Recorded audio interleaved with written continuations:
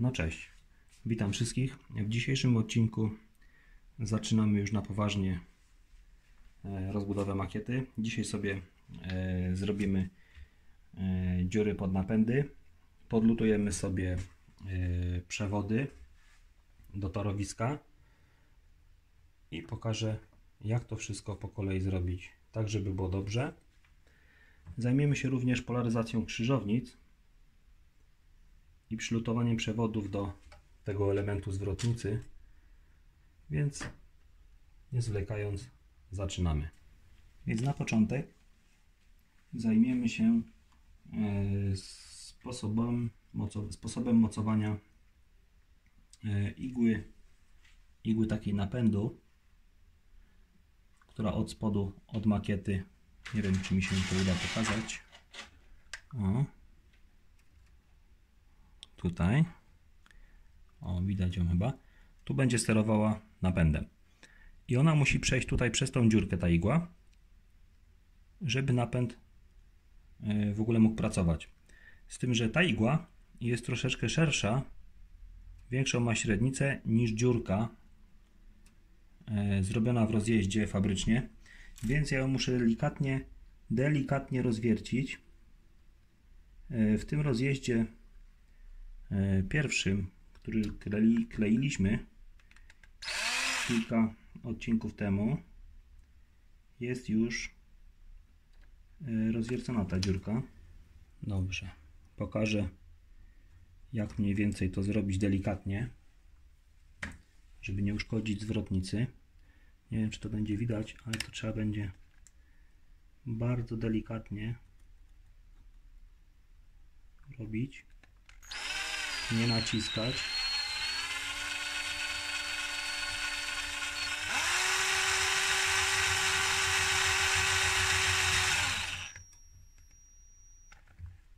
Jak tylko wiertełko przejdzie, od razu wykręcamy wiertełko. Delikatnie, ok. Ok. I sprawdzamy, czy nam przejdzie pręcik. Jest idealnie. Ok. I tak postępujemy z kolejnymi zwrotnicami. Dobrze, więc korzystając z tego, że w tym momencie to jest ostatni raz, kiedy tory leżą przymierzone i nie przyklejone, muszę sobie oznaczyć miejsca wycięć na dziury napędów, na dziurki pod napędy, w których będzie przemieszczała się iglica, która mi będzie te napędy zwrotnicę przestawiała. Dobrze, tu mam. Teraz sobie wywiercę dziury. Tutaj już mam zrobioną i tutaj mam już zrobioną. I takie dziury muszę teraz wykonać. Więc nie wiem, czy wiercenie jest ciekawą rzeczą. Pokażę, jak już dziurki wywiercę. W porządku. Odkurzyłem już. Dziurki są już porobione pod napędy. Troszkę za duże, ale to dlatego, że jeszcze się może okazać, że coś będę musiał delikatnie przesunąć, odsunąć i nie chcę już wracać do tego wiercenia, a tych dziur i tak praktycznie nie widać, więc myślę, że będzie w porządku. To co? Teraz zabieramy się za krzyżownicę, za polaryzację krzyżownic. I co? Widzimy się w następnej scenie. Dobrze. Najgorzej było z tą zwrotnicą, ponieważ ona jest zamocowana, więc ciężko mi było tutaj podejść tak fajnie, żeby to było jak najmniej widać. Tutaj zrobiłem malutką dziurkę. Dolutowałem od wewnętrznej strony krzyżownicy, nie po tej, po której się toczy koło, bo koło się toczy po tej, nie po tej. Dolutowałem przewód. Potem sobie ten lód zamaluję na czarno. Tu będą wysypane kamienie, shooter i praktycznie nie będzie tego widać. A drugi koniec przewodu zwisa sobie tutaj. Oczywiście miernikiem sprawdziłem, czy przewodzi. Wszystko jest ok. Tą końcówkę, którą widzieliście, podłączamy do styku pomocniczego polaryzującego w napędzie. Co wyjaśnię przy okazji podłączania napędów, więc zabieram się za kolejne zwrotnice. Tak więc może weźmiemy sobie teraz tą zwrotnicę. Spróbujemy sobie przylutować od tej strony z kolei, bo zwrotnica jest na makiecie tak, więc będzie mniej widoczne, jeżeli przymocuję z tej strony. To sobie odwrócę. Taki kawałek przewodu, linka LGY 1,5. Ja jeszcze ją, że tak powiem, oskubę z kilku żyłek, żeby łatwiej mi się układało, bo to naprawdę wystarczy tylko cieniutka linka.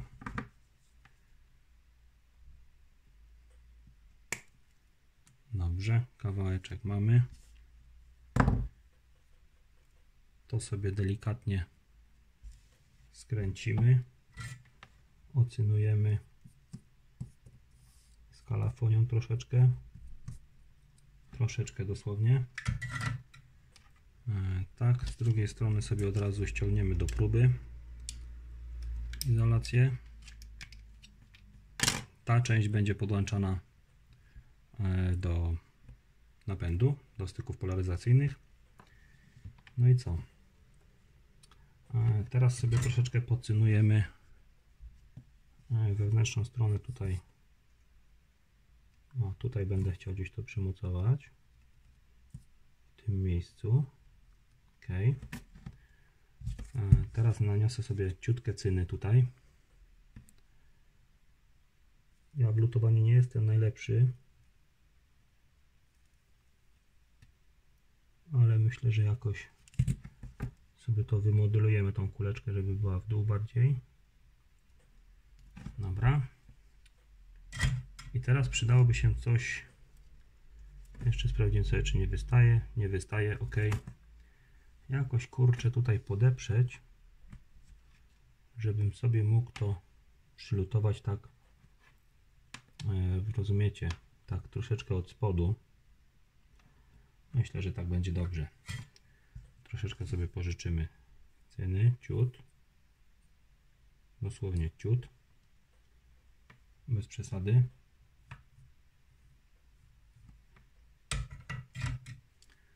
Zrobimy sobie teraz małą przymiarkę, wytniemy sobie lineczkę troszeczkę w łuk. O, okay.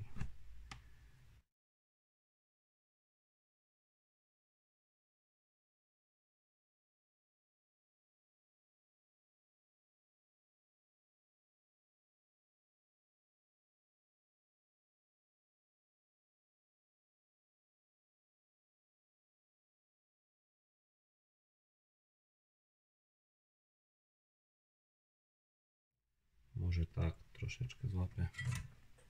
Uwaga.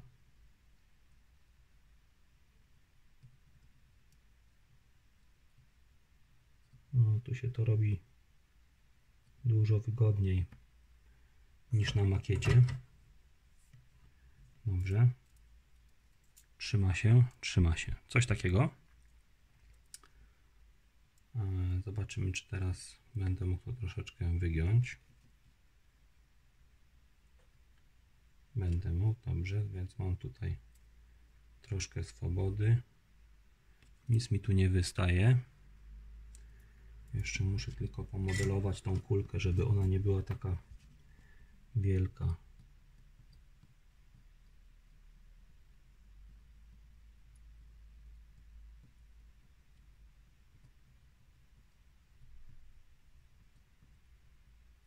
Okay. Myślę, że może być. I teraz tą część, jak już sobie zaszutruję, to tą część sobie zamaluję farbą olejną na czarno, najlepiej olejną, taką emalią, znaczy się w sensie Humbrol czy czy Revela, żeby to się po prostu nie świeciło, żeby nie było widać, że tu jest podłączenie. No i tutaj dalej tą lineczką zjadę w dół do dziury i mamy polaryzację gotową. I tak samo robimy z innymi rozjazdami. Jeszcze tutaj powinienem zastosować taki zabieg. Właśnie się zastanawiam, czy tego nie zrobię. Powinienem sobie podlutować tutaj takie, o, to z tym zlutować i to z tym. Bo czasami zdarza się, że jak te zawiasy puszczą, to w tych miejscach nie ma prądu i trzeba tutaj wtedy z boku dolutowywać przewody. Oczywiście wtedy się już to robi na makiecie, więc jest troszeczkę trudniej, ale mniej więcej tak to może wyglądać. Jeszcze troszeczkę to podmodelowałem, żeby to ładnie wyglądało. O, teraz jest tylko taka kropeczka, trzyma się dobrze. Co jeszcze chciałem pokazać, jak sprawdzić, czy dobrze się przylutowało. Bierzemy mierniczek na buczek tutaj, o, i wtedy jeżeli jest zwarcie, to pokazuje, czy też przepływ prądu, to wtedy buczy. Sprawdzamy.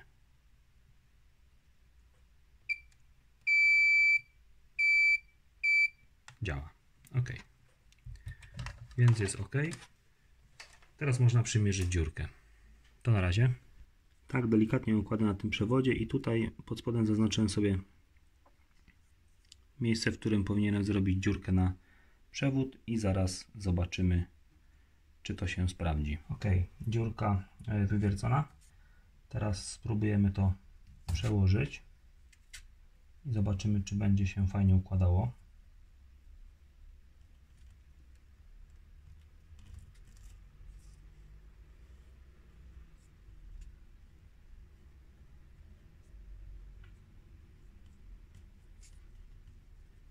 O, jest.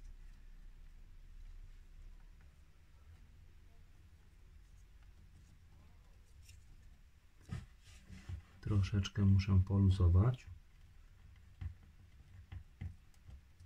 O.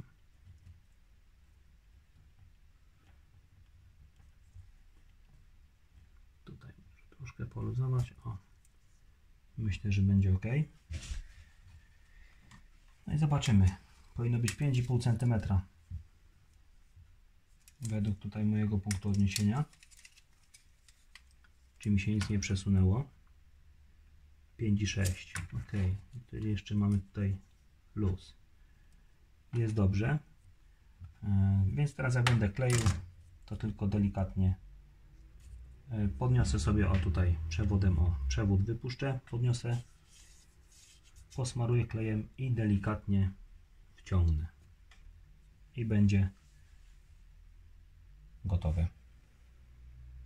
Dobra, to zabieram się za następne rozjazdy. Tego Wam nie będę pokazywał. Wrócę jak będę podlutowywał bocznicę już. Dobrze, więc tak, mamy polaryzację ukończoną na wszystkich rozjazdach. Teraz tak to wygląda. Tutaj jest dziurka do zamalowania, tu jest dziurka do zamalowania z przewodem, tu i oczywiście tu. Teraz co będziemy robić? Teraz będziemy się zabierać za proste. Chciałbym, żeby po przekroczeniu zwrotnicy, po zjechaniu na konkretny tor, nie było problemu z zasilaniem za zwrotnicą, więc co zrobię? Podepnę zasilanie pod każdy z tych 5 torów osobno. I tutaj będzie pełna dowolność. Mogę w tym miejscu, w tym. Będę się starał raczej tu. Tutaj będę musiał zastosować taki trik, że będzie podłączone tu i wyjechane będzie kablem w inne miejsce, ponieważ tutaj już mam gzym z makiety. Nie mogę tutaj przewiercić na wylot. Tutaj na wylot nie mogę przewiercić kablem, bo będzie mi zwisał kabel przed firanką, więc muszę delikatnie rowek zrobić pilniczkiem. Zazwyczaj pilniczkiem to robię, takim okrągłym pilniczkiem do drzewa. Taki malutki rowek i w nim układam kabel i wwiercam się kawałek dalej. Oczywiście tego też nie będzie widać, bo to będzie zaszutrowane wszystko, więc z tym pierwszym torem właśnie taki numer będę musiał zrobić. Oczywiście zrobię to na mijankę. Jeden będzie przylutowany w tym miejscu, drugi na przykład tu. O, tak sobie na przykład na krzyż zrobię. I uniknę w ten sposób kolizji. Tylko z tym pierwszym torem będę musiał przejechać kablami pod drugim torem. Najlepiej tu będzie najbezpieczniej. Zrobię sobie 2 małe rowki, przejadę sobie kabelkiem i przewiercę się na wylot płyty i będziemy mieli praktycznie załatwioną elektrykę, jeżeli chodzi o tą część nową rozbudowywaną. No, oczywiście pozwoli mi to uniknąć jakichś tam dziwnych sytuacji, że napięcie nie dojdzie albo będzie za małe i tak dalej, i tak dalej. Więc zaczynamy. Tutaj przyjąłem sobie, że kabelki, które spuszczę na dół, będą mniej więcej 50 cm, tak żeby mi było bez problemu, mógł bez sztukowania pod spodem podłączyć. Zmierzymy sobie raz, dwa na caluwerce. Jest 50, ciach. Niebieski drugi, taki sam, ciach. Gotowe. Oczywiście ściągamy sobie do tego izolację. Może być większy kawałek, to nie ma znaczenia, bo ja i tak będę, że tak powiem, przycinał ten nadmiar. Ewentualnie schowam go w szutrze i zamaluję. No i jedyne o czym trzeba pamiętać, to o tym, żeby się trzymać przykładowo czarny albo niebieski, żeby był przylutowywany cały czas do tych samych szyn, żebyśmy nie robili tego na przemian, bo potem się pomylimy, będziemy sobie robić zwarcia. Także przyjmijmy, że jak odwrócę tor do góry nogami, to górna będzie czarny, dolna będzie niebieski. I takiego schematu się musimy trzymać. Tutaj są takie fajne miejsca, fajne wycięcia akurat w tych torach prostych. Nie muszę psuć, nie muszę tutaj psuć, tutaj w tym miejscu nie muszę psuć torów, ciąć, rozcinać, więc tutaj sobie spróbujemy przylutować. Czasami nie chce się złapać cyna, ale zobaczymy, jak to będzie dzisiaj. No dzisiaj łapię. Ok. Przygotujemy sobie z drugiej strony też na drugi tor.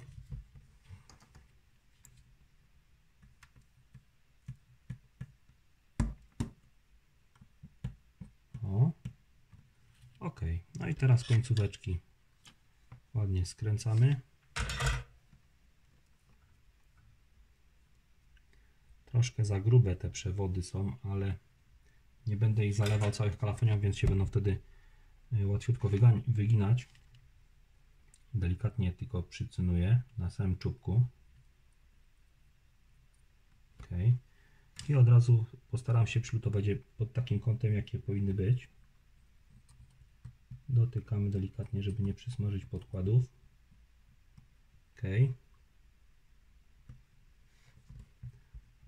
Równo, nie wystaje. Ok.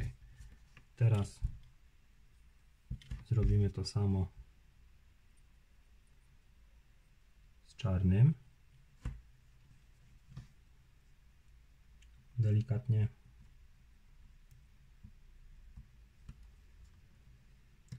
Troszkę ucieka.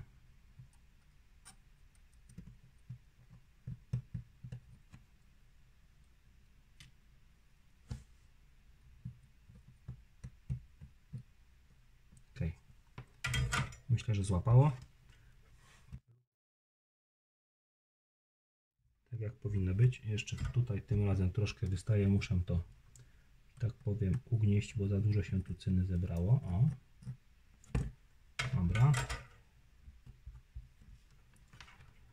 i sprawdzamy. Trzyma się. Śmiało tu ciągnąć, lepiej żeby się teraz urwało, niż miałoby się urwać po zaszutrowaniu, bo wtedy będzie znowu trzeba do boku wkleić. Dobrze. Nawet jak tam minimalnie będzie tutaj od spodu wystawać, to też się nic nie stanie, ponieważ wytniemy sobie akurat tutaj w tym przypadku dziureczkę malutką w korku, gdzieś tam wygrzebiemy, wydubiemy malusieńką taką, żeby nam tutaj nie podnosiło toru. Także tak trzeba będzie zrobić. I teraz mamy tą część tutaj bardzo giętką. O, zobaczcie jaka jest giętka ta linka. Dzięki temu ona nam się będzie bardzo ładnie chowała w ten korek, który tam przymocuje. No i zobaczmy jak to będzie wyglądało. Pierwsza przymiarka. Będzie trochę trzęsło kamerą przez chwilkę. Podniosę ją. O, zobaczymy.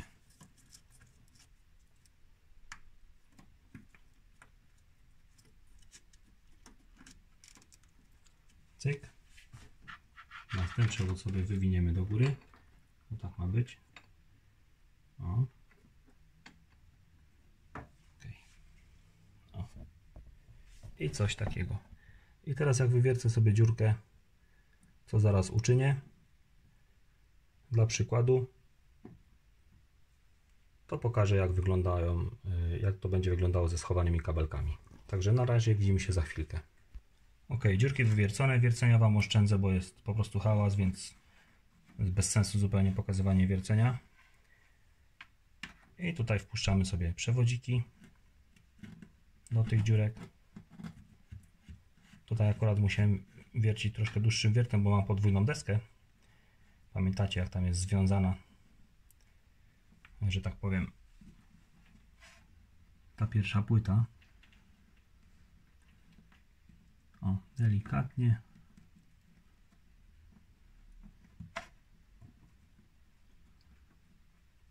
Tak. Ustawić tor.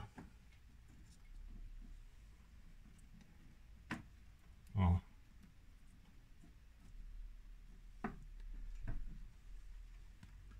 Ok. I teraz jedyne co zostanie to nasypanie szutru, zalanie, zamalowanie ewentualnie dziurek. Nic nie odstaje. Wszystko się w korek dopasuje. Jest delikatny luz. O, proszę bardzo. Tutaj sobie troszeczkę wyprostujemy. Tutaj też mi się troszeczkę zaczepiło, więc naprostujemy. I myślę, że tak można zostawić. Jest prosto. Zaraz sobie zmierzymy pierwszą próbę.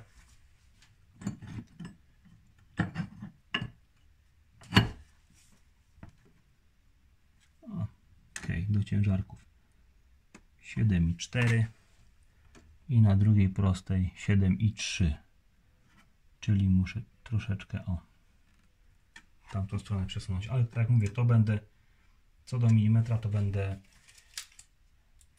dopasowywał, jak już będę kleił.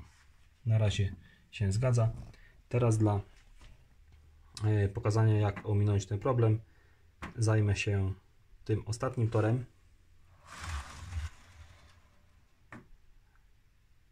Żeby pokazać nietypowy przypadek, bo te sąsiednie tory będą identycznie zrobione tak jak to. Także widzimy się za chwilę. W tym wypadku podlutowaliśmy sobie tak przewody. Tutaj jeden puściłem w izolacji pod tą przerwą, i drugi od tej strony. I teraz jak będę te przewody układał, to będzie to wyglądało mniej więcej tak. Tak. I teraz pod tym tutaj drugim torem, pod tym, który teraz odepnę, musimy sobie zrobić rowek. Ja sobie wezmę taki silniczek.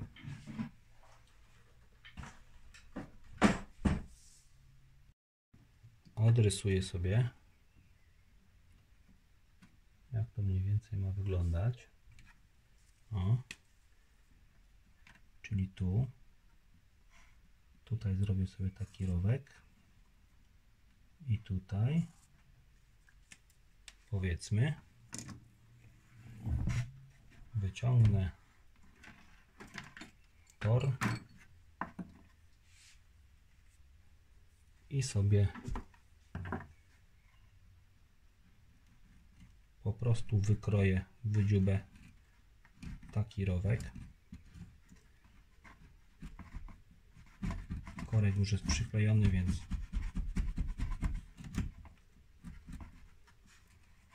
nic się tu nie powinno stać. Nie chciałbym całego wydziubać, może się uda nie wydziubywać całego, żeby nie była taka dziura wielka. O.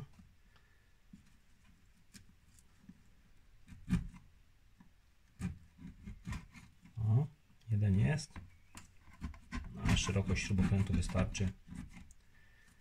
Może być troszeczkę hałas, przepraszam Was za to. Postaram się jak najciszej.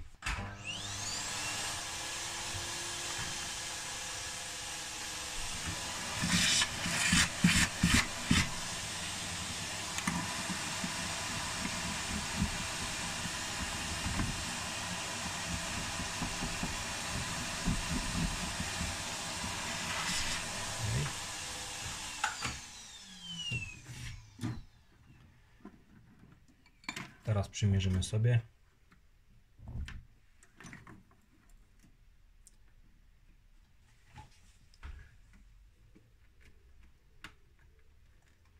Tutaj muszę już zapiąć tor tak jak ma być. W zasadzie docelowo, żebym wiedział, w którym miejscu ten rowek mam zrobić, czy zrobiłem dobrze. Dobrze, tu. Ok, to się schowało. Tu jest ok. Dobrze. Teraz jeszcze muszę rowek wydubać w tym miejscu pod ten kabel. I będzie gotowe. Za chwilę pokażę, jak to będzie wyglądało po zakończonej pracy. Ok, rowek jest zrobiony pod jeden. Tutaj troszeczkę też w tym miejscu poddziobałem, żeby swobodnie sobie ten przewód tutaj leżał. Oczywiście on tu będzie zaszutrowany, więc nie będzie go widać.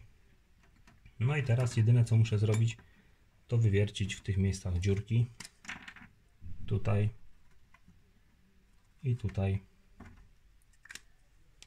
I wpuścić przewody na dół. Także widzimy się za chwilę. Ok, tak to wygląda. Może spróbuję przybliżyć.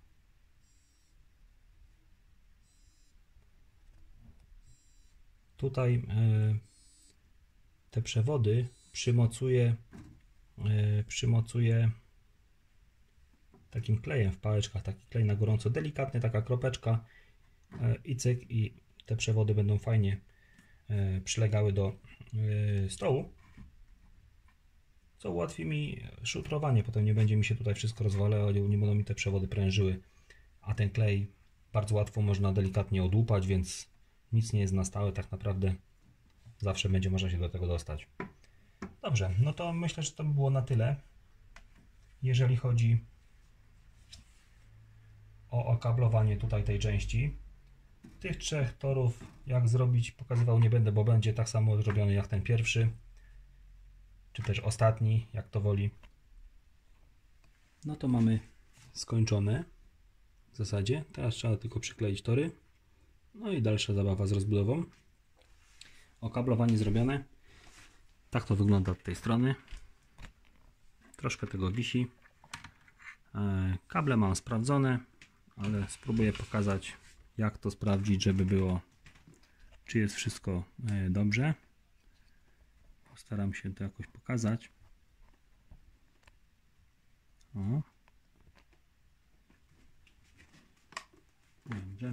Można teraz bardzo łatwo to sprawdzić, ponieważ tory połączyłem już razem z rozjazdami i z całą makietą. Fizycznie są po prostu złączone, więc można sprawdzić, czy jest przewodzenie między niebieskim a każdym innym niebieskim. O. I w ten sposób też możemy sprawdzić, czy nie pomyliliśmy się, jeżeli chodzi o biegunowość. Możemy sobie dotknąć niebieskiego któregokolwiek i któregokolwiek toru zewnętrznego i też działa. To samo możemy uczynić z czarnymi. Dzwoni, dzwoni, dzwoni i dzwoni. Więc mamy sprawdzone. Na tą chwilę uważam, że można kleić tory. Jak będziemy kleić tory, to zajmiemy się docinką końcówki bocznicy. Wtedy będzie można to już zrobić. No i słuchajcie, wszystko jest gotowe. Parę godzin mi to zajęło. Sprawdzone, jak to się mówi, przedzwonione kable. Prąd będzie na pewno. W następnym odcinku przykleimy sobie już torowisko. Dotniemy sobie tutaj te części bocznicy i będziemy już mieli praktycznie zakończoną taką część, czyli no to lutowanie, tutaj układanie tych torów, wymierzanie, no to jest takie dla mnie najmniej pasjonujące. Najciekawsze będzie później, czyli szutrowanie, malowanie, to są fajne rzeczy. I jeszcze rzut okiem na zwrotnicę, na rozjazdy ze spolaryzowanymi krzyżownicami. Tak to wygląda od spodu. Kabelki sobie wiszą. Tutaj tym razem pojedyncze. Przypominam, podłączamy to do styków polaryzacyjnych napędu, co będę objaśniał podczas podłączania samych napędów. Jeszcze taka jedna uwaga odnośnie lutowania. Wiem, że niektórzy robią tak, że od razu, nie wiem jak to pokazać, od razu tak w pionie przylutowują kabelki tutaj z boku. Ja wybrałem taką metodę, troszeczkę zostawiam tego kabla bez koszulki, żeby on jednak był bardziej giętki. No jednak makieta może się wydawać, że jak będzie zaszutrowana, to nie będzie pracować, ale zawsze tam no żeby był jakiś taki luz, nie tak na sztywno wszystko, więc myślę, że to jest dobrze. Całą makietę mam tak zrobioną. Sprawdza się, nic się nie rozlutowało, nic się nie rozerwało. Wiadomo, klej czasami pręży, napręża. Mogą się różne rzeczy dziać. Tak więc na dzień dzisiejszy to koniec. Parę godzin mi to zajęło, żeby to wszystko sprawdzić, wymierzyć. No i co? I zapraszam do kolejnego odcinka, gdzie będziemy już przyklejać tory i dotniemy sobie bocznicę na wymiar. Trzymajcie się gorąco. Cześć.